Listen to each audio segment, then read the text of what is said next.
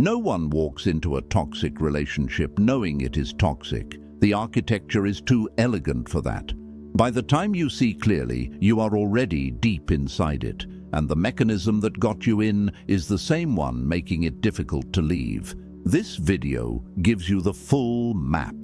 Love bombing is the deliberate flooding of a target with affection, attention, and idealization in the early stages of a relationship.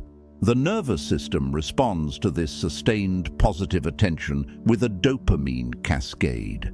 The same neurological response produced by addictive substances. Attachment forms rapidly not because the person is exceptional, but because the stimulus intensity is exceptional. The toxic partner in this phase mirrors perfectly. Your interests become their interests. Your values become their values. Your vision of the future appears in their language as though they arrived at it independently. You feel understood at a depth that seems impossible for the time you have known each other. This is because they are not being themselves. They are performing the version of a partner your behavior and conversation have indicated you most want to find. The love bombing phase ends when attachment is secured, when leaving would feel like loss rather than relief. The transition is not announced. You simply begin noticing that the intensity has shifted. This is when the actual relationship begins. After the love bombing phase, warmth becomes scarce and unpredictable. This is not negligence. It is the transition to intermittent reinforcement, the most powerful conditioning schedule known to behavioral science. Unpredictable rewards produce stronger pursuit behavior than consistent ones. The nervous system that was flooded with connection now operates in a state of constant low-grade seeking. The devaluation phase delivers criticism, coldness, withdrawal, and comparison to real or imagined alternatives, with occasional returns to the early warmth.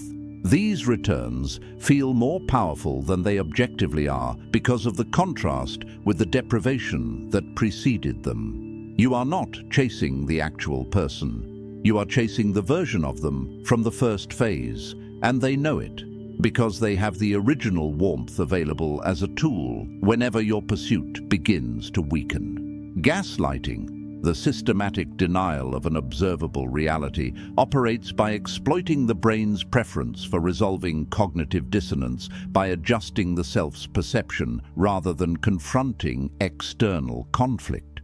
When a person consistently tells you that what you observed did not happen, that what you felt was an overreaction, that what you remember is wrong, the brain, seeking to reduce the conflict, begins to doubt the reliability of its own records.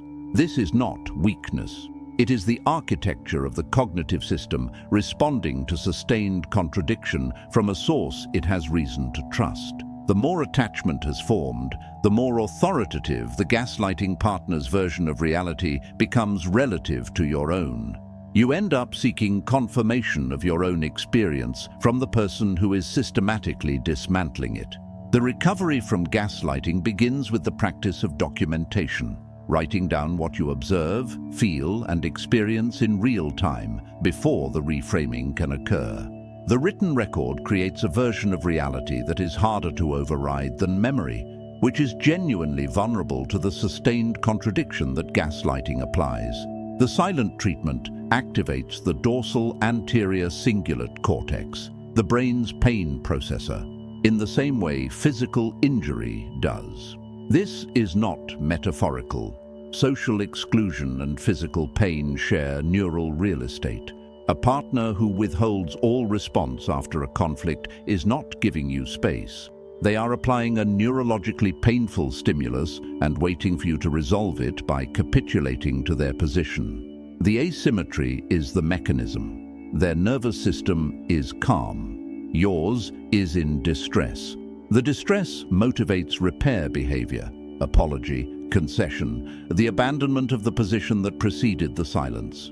You come back not because you were wrong, but because the pain of exclusion exceeded the commitment to your position. Recognition. If the silence reliably ends when you apologize, regardless of what you are apologizing for, The silence is functioning as a punishment to train compliant behavior, not as a genuine expression of hurt that requires space and time. No one announces that they are isolating their partner. The language is always softer: concern about the influence of certain friends, observations about family members who don't want us to be happy, gentle discouragement of activities that involve time away. Each individual observation is small enough to seem reasonable. The cumulative effect is a progressive narrowing of the social world until the relationship is the primary and eventually the only source of connection. The neurological consequence of isolation is dependency. When the relationship becomes the only locus of social reward and safety, the costs of leaving, real and anticipated, increase dramatically. The isolated person is not irrational for finding it harder to leave. They are responding rationally to a situation in which leaving has been made genuinely more costly through the systematic removal of alternatives. Hoovering, named for the suction of a vacuum, is the tactic of suddenly restoring the original warmth, affection, and attention at the precise moment the target attempts to leave. The toxic partner, sensing the withdrawal of supply, reverts to the love-bombing behavior that created the attachment in the first place. The apology is sincere-sounding. The promises are large. The behavior is indistinguishable from the beginning. The nervous system experiences the return of early warmth after a period of devaluation as profound relief, and relief is bonding. You return not because you were deceived, but because the original attachment was real, even if the person who generated it was performing. The problem is that the Hoover restores the first phase behavior only until the attachment is resecured. Then the cycle resumes. The pattern: love, bomb to devalue, to threaten to leave, to Hoover, to resecure, to devalue. Each cycle tightens the bond through intermittent reinforcement.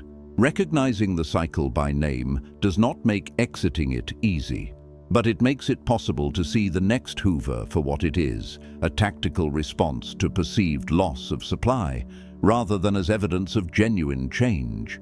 Leaving a toxic relationship is not primarily a decision.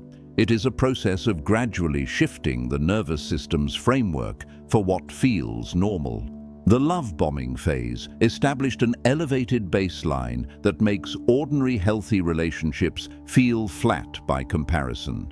The intermittent reinforcement created a conditioned pursuit response that activates even in the absence of the original person. These are not character flaws. They are trained responses that require a different kind of consistent input over time to retrain. Practical steps: re-establish connection with the people who were gradually isolated. Rebuild a factual record of the relationship by reviewing what you wrote, documented, or discussed with trusted people during it. Allow the return of the ordinary, the relationships and experiences that are not dramatic or intensely stimulating, to become, over time, the new baseline. It takes longer than it should. It is also the correct direction.